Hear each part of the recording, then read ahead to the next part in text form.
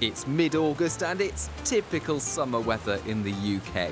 You're going camping in 10 days' time and you're wondering if it will ever stop raining. Watching the Met Office 10-day trend, you're told there's a 60% chance that it will stay wet, but a 40% chance of a heat wave. How can there be two possible but entirely different outcomes? A similar question was asked more than 60 years ago by American meteorologist Edward Lorenz in the winter of '61.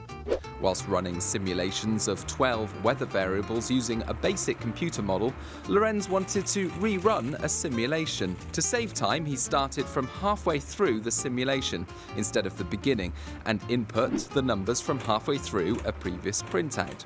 The result was an entirely different weather forecast, bearing no resemblance to the outcome from his previous simulation. Initially confused, Lorenz soon realized that the only difference was that the numbers on the printout were shortened to 3 decimal places, whilst the numbers in the computer memory retained 6 decimal places.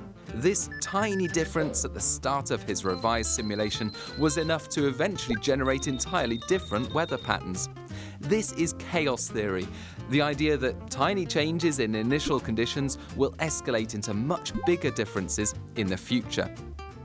More than 60 years later, we now use supercomputers that can perform thousands of trillions of calculations every second. Into these computers we feed 200 billion weather observations every day, and weather forecasts are improving all the time. Met Office 4-day forecasts are now as accurate as our 1-day forecasts were 30 years ago. But no matter how advanced our technology, weather forecasts will always be limited by the fact that we will never know an infinite amount about the current state of the atmosphere. That's why modern meteorologists use ensemble forecasts.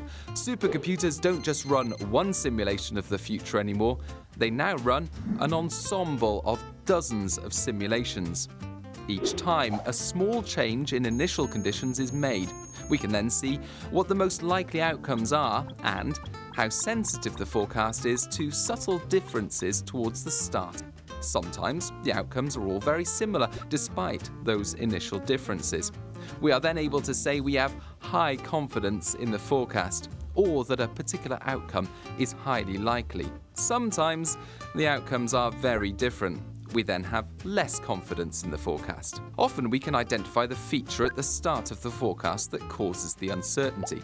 For example, in 3 days' time, the jet stream is close to the UK, keeping the weather unsettled. At the same time, a hurricane is wandering about over the Atlantic Ocean thousands of miles away.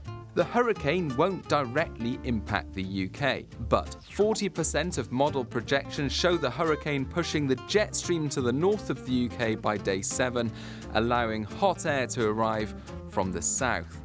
The other 60% of projections keep the hurricane just to the south of the jet stream throughout the next 10 days, with the UK staying unsettled.